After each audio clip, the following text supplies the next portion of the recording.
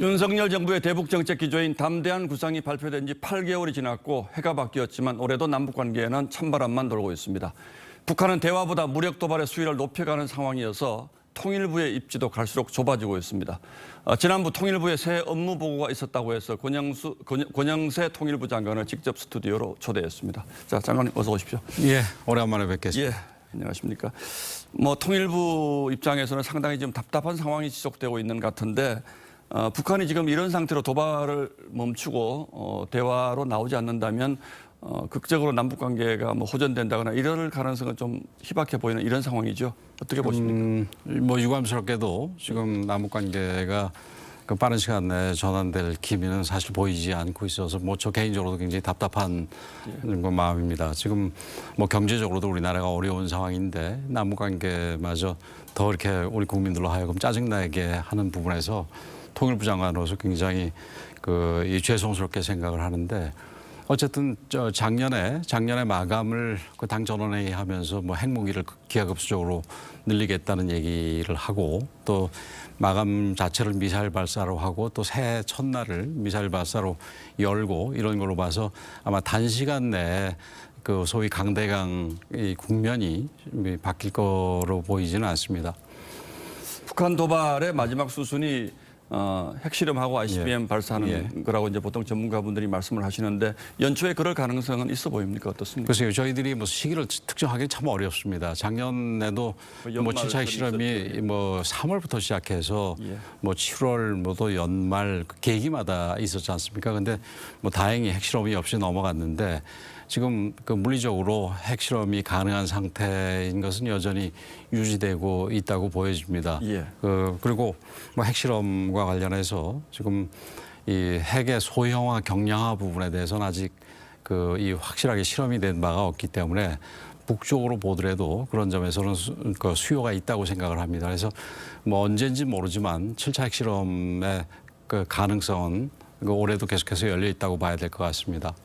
만약에 북한이 핵실험을 추가로 한다거나 또는 더 강한 형태의 도발을 할 경우에 우리 정부 입장은 북한이 싫어하는 확성기 방송이라든지 대북 전단 이거 하겠다고 그러는데 통일부로서는 물론 그런 상황이 되지 않으면 좋겠지만 상당히 부담스러운 상황이 올 수도 있는데 만약에 그런 상황이 된다면 확성기 재개 같은 것도 불가피하다고 보시는지요? 제가 구체적으로 핵실험이라든지 기타 이 중대한 도발 행위가 있을 때 어떠한 조치를 해야 될 거라는 거를 지금 말씀을 드리기는 적절하지 않은 것 같습니다. 그러나 남북관계 발전법에도 있듯이 남북관계에 중대한 변화가 있다든지 국가의 안전이라든지 질서 유지, 공공모니가 위협을 받을 때는 기존의 남북관계 합의부터 시작해서 다 정지시킬 수 있는 부분이 있지 않습니까? 예. 그리고 북에 대해서 그런 어떤 법률적인 측면을 떠나서도 북이 도발을 했을 때 분명히 거기에 대한 응징이 있다라는 것을 보여줘야지 북이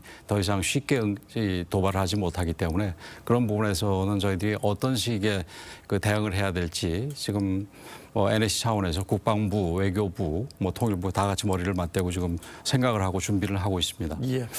이건 좀 지엽적인 것이라고 할 수도 있는데 최근 김정은 위원장이 딸을 자주 데리고 이제 사진을 찍히는 장면들이 공개가 되고 하는데 이건 어떤 의도가 있다고 보시는지? 글쎄 최근에 어떤 외신에서는 이설주와 그다음에 김여정 간의 뭐라 그럴까요?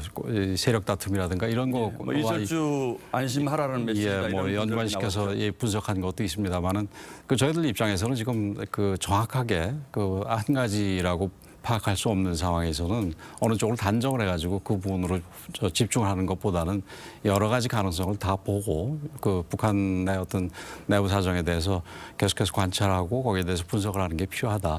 어느 한쪽으로 이렇게 지금 이 생각을 몰아두는 건 적절하지 않다 이렇게 생각합니다. 김정은의 건강 상태가 좀 더 나빠졌다 이런 보도도 있습니다만 혹시 지금 체격이나 이런 거로 볼 때는 그렇게 좋아 보이지는 않겠습니다만은 특별히 지금 나쁘다라는 징후는 저희들이 파악하고 있는 것은 없습니다. 예, 알겠습니다. 코로나 사태 이후에 저희도 어려움을 겪었습니다. 북한도 이제 한때 봉쇄가 되고 해서 경제가 어려웠다고 하는데 북한 경제 사정은 지금 어떻다고 들으시는가요? 전반적으로 좀 안 좋은 상황은 틀림없습니다. 우선 전체적으로 지금 현 체제 자체가 경제 발전이 되게 어려운 데다가 2017년 이후에 제재들이 일반적인 경제의 주름살을 내는 방향으로 가지 않았습니까?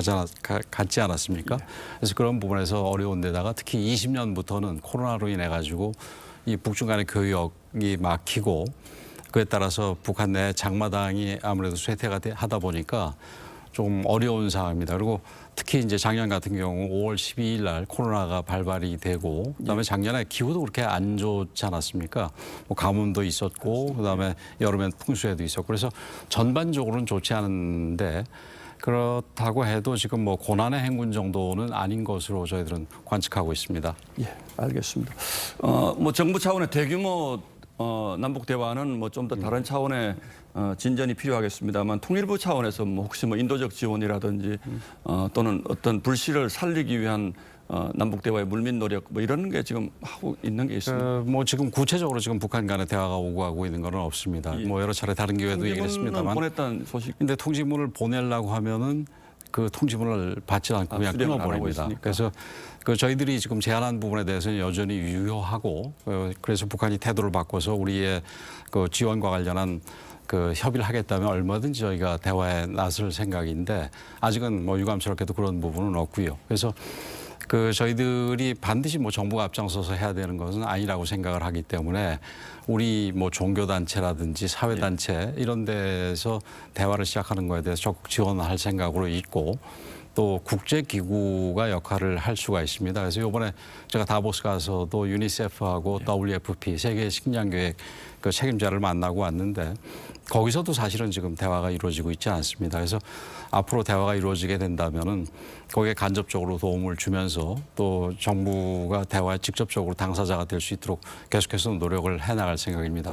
아무리 도발이 있다 하더라도 인도적인 지원이라든지 협력과 관련된 부분에 있어서는 대화가 필요하다고 생각을 하기 때문에 통일부는 대화 노력을 포기하지 않고 끝까지 할 생각입니다. 예, 알겠습니다. 지난주에 이제 대통령실 업무 보고를 하셨는데 연내 새로운 통일구상을 내놓겠다 했는데 이거는 작년에 대통령께서 내놓으신 담대한 구상 이것과는 좀 차이가 있습니까? 아니면 어떻습니까? 예, 그 지금 담대한 구상 같은 경우는 전반적인 그 대북과 통일과 관련된 정책이라기보다는 비핵화 정책입니다. 그래서 통일과 관련된 구상 부분은 사실은 30년 전에 그러니까 만으로 29년이죠. 1994년에 김영삼 정부에서 만든 민족공동체 통일방안 하나밖에 없습니다. 그런데 그것도 굉장히 좀 추상적이기 때문에 지금 올해 내로 신통일구상을 그러니까 통일미래기획위원회를 설립해서 좀 더 구체적인 통일과 관련된 이 구상을 발표를 할 생각으로 있습니다. 예. 그 대통령 업무보고 때인가요?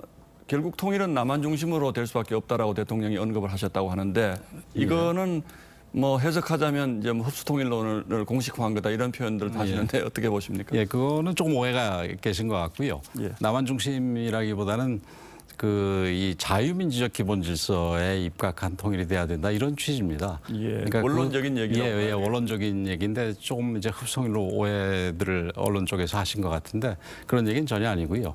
그 대통령께서도 그러니까 자유민주적 기본 질서에 의한 통일 얘기를 조금 더 둘러서 체제가 이 두 체제 서로 다른 체제가 있을 때 어느 체제가 확실하게 우위에 있다고 이 판단이 됐을 경우에는 그 체제로 해야 되는 거 아니냐 뭐 이런 얘기입니다. 그러니까 결국은 자유민주적 기본 질서에 입각한 평화통일을 하자는 얘기를 좀 풀어서 설명하신 거에 다름 아닙니다. 예, 뭐 이건 통일부 뭐 소관은 아니라고 봅니다만 최근에 이제 간첩단 사건이 있어서 이것도 역시 남북 관계에는 크게 좋은 영향을 미치는 것 같지는 않은데 혹시 지금 뭐 여러 군데 지금 뭐 적발되고 있는 것도 있고 수사 중인 것도 있는데 혹시 뭐 장관님 아시기에 지금 이 상황을 어떻게 보고 계십니까? 예, 뭐 제가 수사기관을 다루고 있지 않기 때문에 제가 구체적인 내용은 모르겠습니다만은 그 지금 남북관계 좋은 상황은 아니지만 그 남북관계를 하는 데 있어서 우리가 원칙을 포기해서는 안 됩니다. 그래서 뭐 간첩 사건이라든지 이런 부분에 대해서는 분명하게 수사할 건 수사하고 처벌할 사람은 처벌해야 되지만 그와 별개로 또 남북관계는 또 남북관계를 관리해 나갈 필요가 있다고 봅니다.